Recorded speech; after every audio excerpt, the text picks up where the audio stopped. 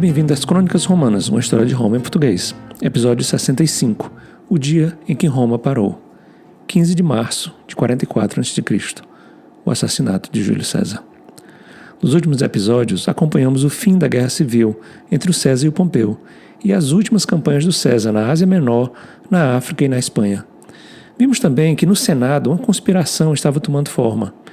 E com o anúncio do César que ele iria sair em campanha de novo no dia 15 de março, os conspiradores marcaram a data para o dia 15, o meio do mês, que para os romanos era conhecido como os idos daquele mês, que vem da palavra em latim dividido, o ido do mês. Havia um adivinho em Roma que já havia falado para o César, cuidado com os idos de março. E este acabou talvez sendo o dia mais documentado da antiguidade. Temos quase uma descrição hora a hora do que aconteceu. Naquele dia 15, o César amanheceu indisposto. A esposa dele havia dormido mal, com pesadelos, onde a casa deles caía sobre o corpo do Júlio César morto. Ela pediu que o César não fosse ao Senado naquele dia. O Décimo Brutus, que era amigo do César, chegou para acompanhá-lo ao Senado e ouviu aquela história e cutucou o ego machista romano, dizendo: imagine o que os senadores vão pensar ao ouvir que você não foi a uma reunião por conta de um sonho de uma mulher. Detalhe, o Décimo era um dos líderes da conspiração contra o Júlio César. No caminho, o César cruza com aquele adivinho que falou dos idos e brinca: os idos de março chegaram e eu estou bem. Aqui o adivinho responde: chegaram, mas ainda não passaram. O César continuou rumo ao Senado. Ele ainda receberia um recado escrito, avisando da conspiração, mas ficou na pilha de bilhetes que ele recebia quando andava por todo canto em Roma. Ao chegar no Senado, os conspiradores tinham combinado arranjar um jeito de distrair o Marco Antônio, que era o lugartenente do César, para que ele não estivesse no Senado na hora do ataque, por temer a reação dele, porque o Marco Antônio era conhecido por ser guerreiro, valente e muito forte fisicamente. O Marco Antônio fica lá fora, o César entra só. E ao chegar na sua cadeira, ele é cercado por um grupo de senadores, pedindo favores a ele, o que era comum. Quando ele foi finalmente cercado por esse grupo, um deles dá o sinal, que era puxar a toga do César e exibir o tórax dele, o peito, o coração, ao ataque. E assim começa o ataque, usando adagas que eles estavam trazendo escondidos nas togas. O César, que era um militar, um oficial, um guerreiro, se levanta e começa a lutar com os conspiradores. E diz: violência contra César? O grupo era grande e tem dificuldade de desfechar o golpe letal.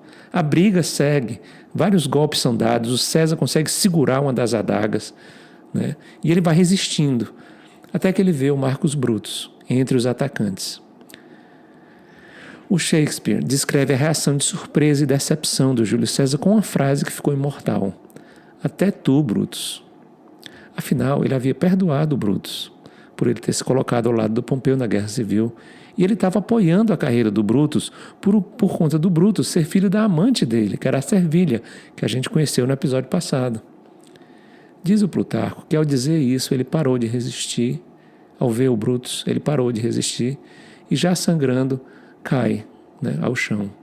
O seu último gesto foi cobrir o rosto com a toga, o que os romanos consideravam um gesto de preservar a dignidade na hora final.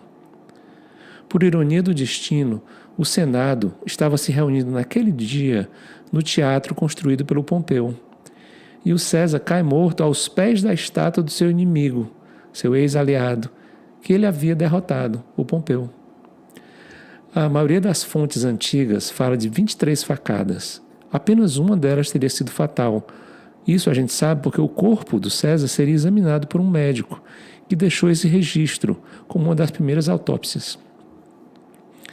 A maioria dos relatos também menciona a ironia desse veterano de guerra e de batalhas pela Gália, que é onde é a França hoje, pela Grécia, pelo Egito, pela Ásia Menor, pela África e pela Espanha, morrer ali em Roma, onde ele nasceu e para onde ele voltara como invencível. fica agora a República Romana por um fio. De um lado estavam os partidários do César, né? As legiões e os veteranos. E o líder, o lugar-tenente, Marco Antônio. E, de outro lado, a amante egípcia do César, aquela Cleópatra. De outro lado estavam os senadores, os aristocratas romanos, que eram liderados pelo Marcus Brutus, que era herdeiro político do Catão e do Pompeu.